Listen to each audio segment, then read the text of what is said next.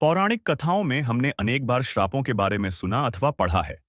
परंतु क्या आप जानते हैं, महाभारत में कुछ ऐसे श्रापों का उल्लेख मिलता है जिनका असर आज भी धरती पर बना हुआ है। नमस्कार श्रोताओं, स्वागत है। प्रस्तुत है महाभारत के श्रापों से जुड़े कुछ प्रसंग। पहली कहानी। एक बार अर्जुन दिव्यास्त्र पाने के लिए स्वर्गलोक गए। वह वहां उर्वशी नाम की एक अप्सरा से मिले। उर्वशी अर्जुन को देखकर उस पर मोहित हो गईं, परंतु अर्जुन उसे अपनी माता के समान देख रहे थे। इस बात से उर्वशी क्रुद्ध हो गईं और क्रोध में उन्होंने अर्जुन को नपुंसक होने का श्राप दे दिया और साथ ही यह भी कहा कि स्त्रियों के बीच तुम्हें नर्तक बनकर रहना पड़ेगा। अर्जुन ने ये बात देवराज इंद्र को बताई। तब इंद्र ने अर्जुन से कहा कि तुम्हें चिंतित होने की आवश्यकता नहीं है, क्योंकि यही श्राप तुम्हारे वनवास के समय वरदान का काम करेगा और अज्ञातवास के समय तुम नर्तिका के वेश में कौरवों से बचे रहोगे। दूसरी कहानी। जब महाभारत का युद्ध समाप्त हुआ तो माता कुंती ने पांडवों को एक रहस्य बताया। उन्होंने बताया कि कर्ण उनका ही भाई था।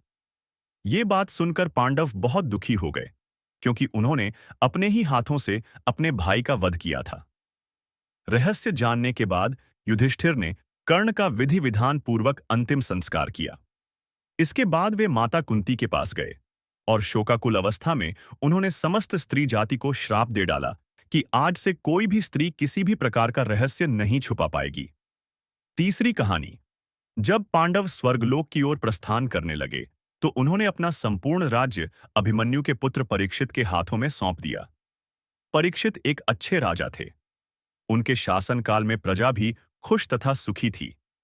एक बार राजा परीक्षित का आखेट खेलने का मन हुआ, इसलिए आखेट खेलने के उद्देश्य से वह वन में गए। वहां उन्होंने देखा कि शमीक नाम का एक आशी तपस्या में लीन है तथा मौन व्रत धारण किए हुए है।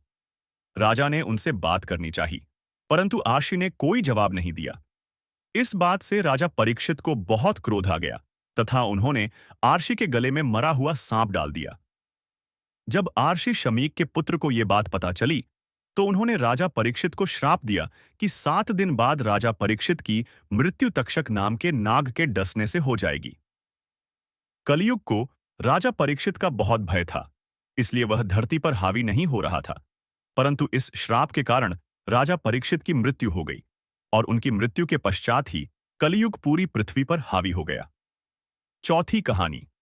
महाभारत युद्ध के दौरान जब अश्वत्थामा ने पांडव पुत्रों का धोखे से वध कर दिया, तब सभी पांडवों समेत श्री कृष्ण उसका पीछा करते हुए महर्षि वेदव्यास के आश्रम में पहुंचे। अश्वत्थामा ने अपने प्राणों को संकट में पड़ता देख ब्रह्मास्त्र से पांडवों पर वार किया। अपने बचाव में अर्जुन ने भी ब्रह्मास्त्र छोड़ दिया। वेदव्यास जी ने दोनों अस्त्रों को टकराने से रोक लिया और दोनों को अपने ब्रह्मास्त्र वापस लेने को कहा।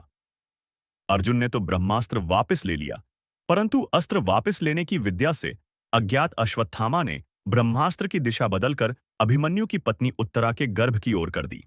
इस बात से क्रोधित होकर श्री कृष्ण ने अश्वत्थामा को 3000 साल पृथ्वी पर भटकने का श्राप दिया और कहा कि तुम किसी भी जगह किसी भी पुरुष से बातचीत नहीं कर पाओगे। तुम्हारे शरीर से पीप और लहू की गंध आएगी, इस कारण तुम मनुष्यों के बीच भी नहीं रह पाओगे, दुर्गम वन में ही पड़े रहोगे। पांचवी कहानी।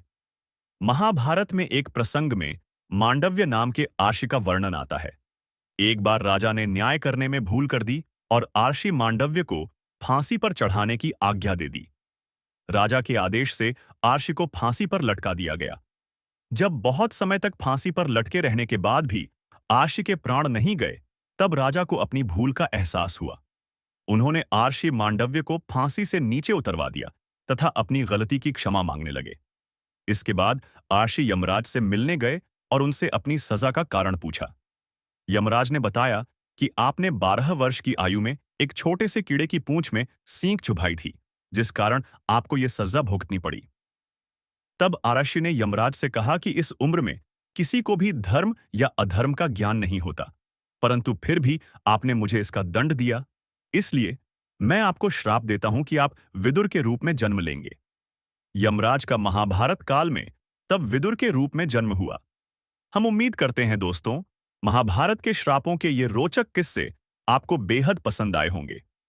बने रहें हमारे साथ और अपनी फेवरेट चैनल हिंदू भक्ति को सब्सक्राइब करना ना भूलें। साथ ही साथ लाइक करें हमारा फेसबुक पेज हिंदू भक्ति। आपका बहुत बहुत शुक्रिया।